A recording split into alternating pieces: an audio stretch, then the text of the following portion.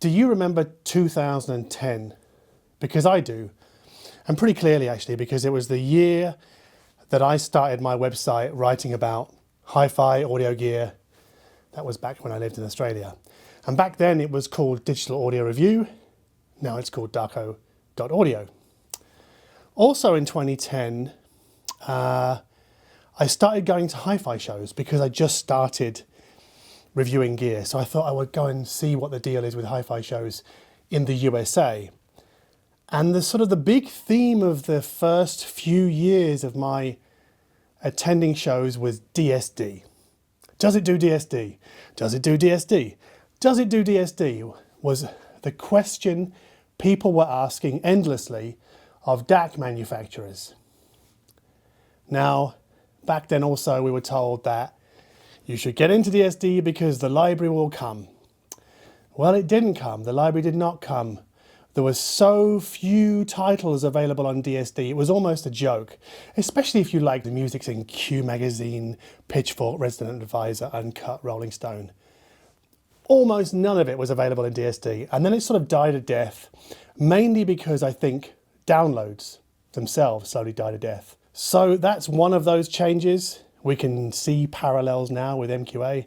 Does it do MQA? Does it do MQA? Does it do MQA, people ask. I don't know what's going to happen with MQA. The library's much bigger. Hi-res is taken off.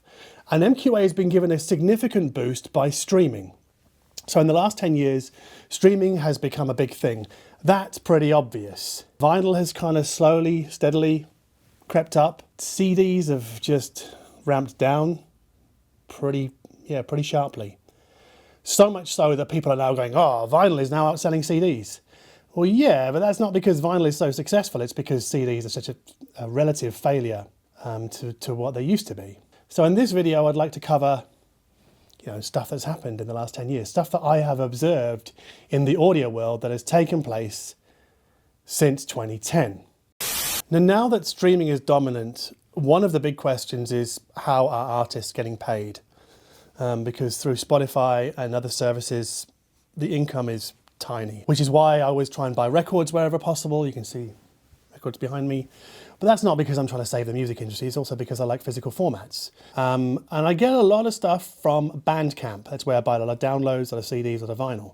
So Bandcamp is one way you can support the artists that you like, far more so than Spotify.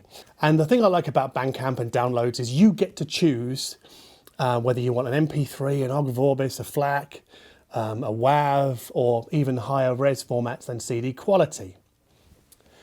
Which brings me to another thing that I've noticed in the last few years, and this is particularly irksome, is that in championing high-res audio, a lot of people kind of say, well, it's a lot better than MP3. Oh yeah, of course it is. But that is to miss out on two very important points.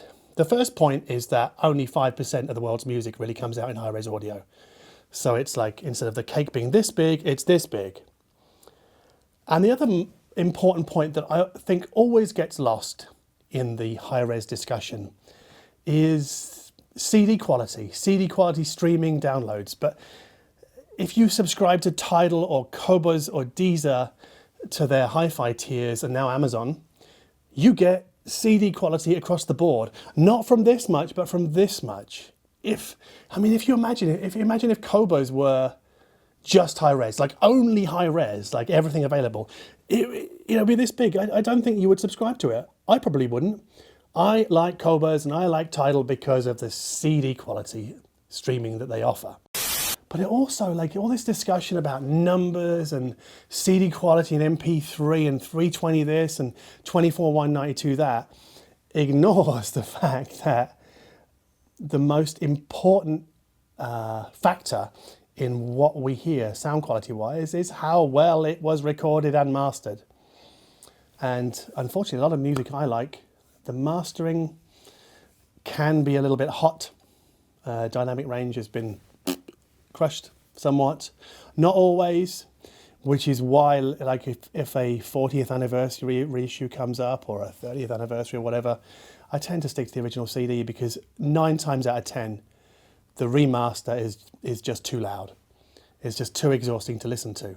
So that's obviously, that hasn't been going on just this decade. That sort of started like 20 years ago and got banned through the noughties and has continued into this decade because, you know, people, they just like songs that pop on the radio, that sound invigorating, maybe because they're not listening for very long, maybe because they're only listening for a short time. Back in 2010, a lot of the hardware conversation surrounding streaming music, and this was like streaming across the network or streaming from a hard drive, was about computers. People were using computers, especially Mac Minis. Mac Minis were really in favor in about 2010, 2011. How can I make my Mac Mini sound better? How can I make it like an audiophile source? And there were two things that kind of sprung up. I don't know how you say that. Two things that arose from that conversation. One was on the software side, so we saw things like Pure Music, Amarra, and then Audirvana. So ways of making your Mac sound better in a software sense, which was kind of controversial at the time. I think people now have heard these things in action and accept them as valid ways to improve the sound of a computer. And then the other thing that was really big in 2010, 2011 were USB spin-off converters. So USB out of your MacBook or your Mac Mini or even your Windows computer into a box that would then reclock the data and the audio signal and then send it out spin-off into your DAC. So one of the most well-known and most respected and I guess most bought USB spin-off converters back in 2012, 2013 was called the Audiophilleo. And then we had other solutions come along from other manufacturers thereafter. I'm not going to list them now. And then that kind of moved into USB reclockers. So instead of having USB in and spin-off out, they would have USB in, USB out. So it wasn't reclocking the audio signal, it was reclocking the USB signal. And products from Schiit Wyrd for sound, other manufacturers, had success with those products. But I've noticed in the last 3 or 4 years that the general eagerness for maximizing the sound quality of a Mac or a PC has sort of fallen away and given way to a greater interest in streamers. So, you know, the streamers that sound better than a Sonos Connect, like, I don't know, like AURALiC or Bluesound, or rivaling a Mac Mini now is the Innuos ZEN Mini box. It's roughly the same price, but it has audiophile grade components. I'm not going to get into that now, but like, I'm just saying that the digital front end discussion has moved away from maximizing PC and Mac towards like dedicated boxes, so devices dedicated to streaming. Now, some of the credit there, I think, must really go to Roon, who have really sort of brought together this entire ecosystem of very disparate products coming from many different manufacturers. And by having their code installed on those products has allowed one piece of software, the Roon core, to stream to all of these different streamers. So this is possibly one reason why we're no longer talking about optimizing PCs and Macs as much, and we're now talking about streamers more. I think also in the last 10 years, DAPs, digital audio players, have sort of come and almost gone. Some people love them. Some people really, really love DAPs. They like having a separate device. I do not. I like to have everything on my phone because it's just easier to manage a phone for me. But yeah, back in 2013, 2014, when that first Astell and Kern player came out, that made a big splash. And for 3 or 4 years, everybody was talking about Astell and Kern digital audio players and the players that came in their wake. Now that conversation is probably not quite as fierce as it once was, not quite as enthusiastic. But I think now we're seeing not just LG phones, but also USB-C DACs, dongle DACs like the DragonFly, like the iBasso DC02, enable us to get a better sound digitally from our smartphones than we could do previously. So using its digital output and having the conversion, the DA conversion, take place in the dongle.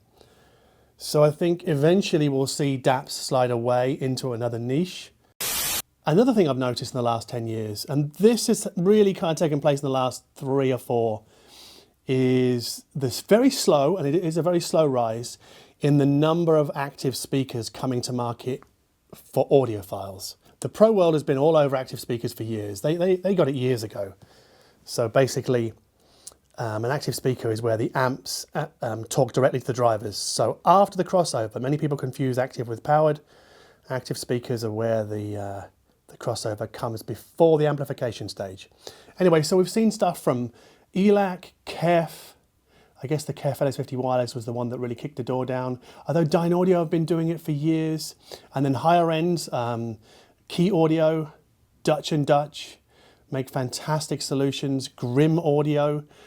I don't think audiophiles, or some audiophiles, are ready to give up their love of passives just yet, because passives allow audiophiles to mix and match hardware like this amp, this DAC, this streamer.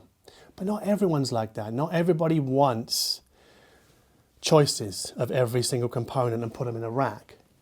People sometimes just want a single box that they can just set and forget. And I think that's why we've seen another wave come through of all-in-one, like integrateds, what I call super integrateds. So like the Devialet, the big pizza box, chrome pizza box thing, that packs in streamer, DAC, phono stage into the amplifier.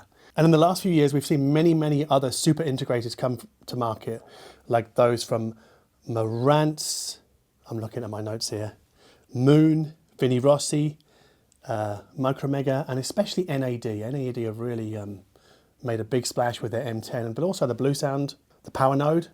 I'll be reviewing that soon, actually.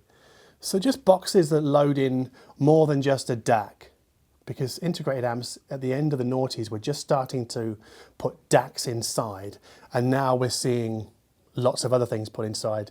Single box, just add speakers or headphones. I think that's fantastic.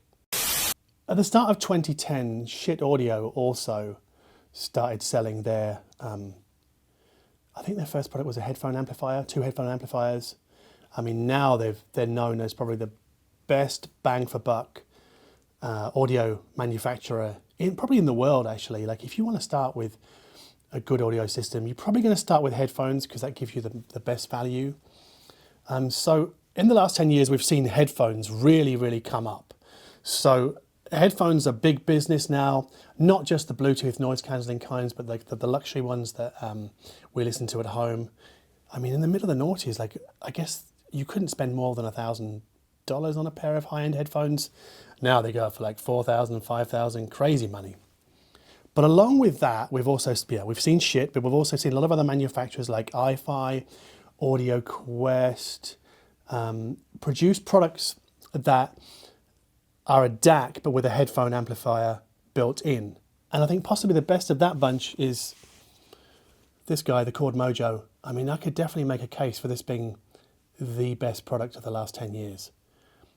For the money. This is just a phenomenal DAC and headphone amplifier. So it's a DAC with a headphone output built in. So a lot of companies now are making products with headphone amps built in. So we see a lot of DACs with headphone amps inside. DACs have also changed a lot in the last 10 years. So like the Chord Mojo, we're now seeing more manufacturers use an FPGA with its code. The code is important, it's crucial. FPGAs with code to conduct DA conversion. So PS Audio do that as well. There's been a slow shift towards FPGAs. And if FPGAs aren't used for decoding, they're used for a lot of other things inside DACs. We've also seen the return of resistor ladder DACs. They've become very popular again. And that's led to a sort of more divergent tastes in DACs. Some people go, well, I like Sabre DACs because they're Sabre chips, or I like R2R DACs, or I like FPGA DACs, which is a bit weird to say you like those kinds of DACs because a DAC sound is more than just its decoder chip. But anyway, that leads me to another change that I've seen in the last 10 years. And this is not a good change, actually. This is the ever-increasing number of, I'll call them bitch fights, that go on the internet, on forums, on Facebook. Just dudes who just cannot help themselves in arguing to the death because they want to correct somebody else's either understanding or behavior, or even worse, their tastes in audio gear. And I think this should be a point of shame for the audiophile world, especially for those people who complain that, you know, they say, well, why aren't young people getting into audio? The answer is it's because you're arguing like dicks till 3 in the morning on Facebook. That's why. I know Olaf's laughing here, but I'm making a serious point here. I think the amount, I mean, in the camera world, I'm sure it goes on there as well, same with the car world, but those worlds are big enough to dilute it. The audiophile world is not. So I would urge you, the next time you think about getting involved in some kind of like bitch fight on a comment section, just take a deep breath, walk away and go and make a cup of tea or something. Because what you're doing is you're putting off newcomers. And I think that's pretty shit actually. Luckily for those newcomers, it has never been easier to buy a decent hi-fi or head-fi system for under $1,000, euros, pounds, whatever. Affordable audio is now more affordable than ever. And I think that's fantastic. But it's very easy when you see all of that to possibly think that, well, now I've got all this wonderful sounding stuff at like $1,000. The rest of it is garbage, or worse, you might call it snake oil, because you don't see the value in it. But just because you don't see the value in it doesn't mean that the value doesn't exist. So I've also seen, especially at Munich High End every May, a far greater number of uber high-end hi-fi systems. So we see a lot of super affordable stuff come to market and a lot of summit-fi come to market. And then the middle ground tends to get a bit lost sometimes. And I often wonder whether this is sort of reflecting the way that the distribution of wealth is taking place in the US and the UK and Europe, where we're seeing a lot of rich people, a lot of poor people, and not very much in the middle. I don't know. I'm just guessing, but I've noticed that more and more in the last 10 years, an increasing amount of super affordable gear and an increasing amount of super expensive gear. Lastly, one thing I've noticed actually in the last 2 or 3, possibly 4 years, is the amount of mainstream press coverage being afforded to the audiophile world. So you now see articles about high-end headphones or DAPs or DACs or turntables a lot actually, in Pitchfork, Wyred magazine, on The Verge. So I think a lot of the mainstream press that cover tech are now starting to take notice of what goes on in the audiophile world, and they're pulling some of that in, which I think is a great thing because it expands the potential audience for audio gear, like all the stuff that I'm surrounded with here and that my life is dominated by. And I love that because it sort of dovetails into what I do. My aim for this channel is to bring more people into the audiophile world. I want to make a positive difference to the number of people that take an interest in better sound, because I think better sound can be extremely rewarding.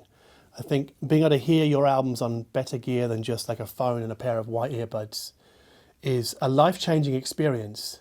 And as I've said, it doesn't have to cost a fortune. And I would love to bring more people into that world. And that's who I'm trying to talk to here, really. I'm less interested in giving buying advice than I am trying to attract a new audience to better sounding audio gear. Now, I can't give buying advice. This is one of the great misunderstandings of this job that I am very lucky to have, is that I don't know you. I don't know your tastes. I don't know your domestic situation. I don't know what music you like. I don't know what gear you've heard before. I don't know whether you're a vinyl guy or a streaming guy or both. I can't tell you what you should buy. So if you come to me thinking, oh, this guy can help me decide what to buy, no, I'm really sorry. I'd love to be able to do that, but I can't, because that involves a deeper consultation, if you like. I would have to talk to you for several hours to understand who you are and what your tastes are before I can say, okay, well, maybe you should go and look at this. My advice here is general. I'm trying to pull more people into the audiophile world. That's my aim, not to give you buying advice necessarily. I mean, for existing audiophiles, I'm just trying to point you at gear that I think is super interesting. But the main aim is really just to expand the audience of the audiophile world, to make it bigger, because I think there's a lot of wonderful, wonderful stuff being made that deserves a greater audience. Anyway, I have talked enough. That's kind of my quasi-summary of what I've seen in the last 10 years since I started writing about audio and now making videos about audio gear. I hope you took something from this video. I hope it was positive. I think my aim here is to be positive. And if you share in that positivity, please, smash that like button down below. Subscribe to this channel if you like what we do here. And as always, thank you so much for watching.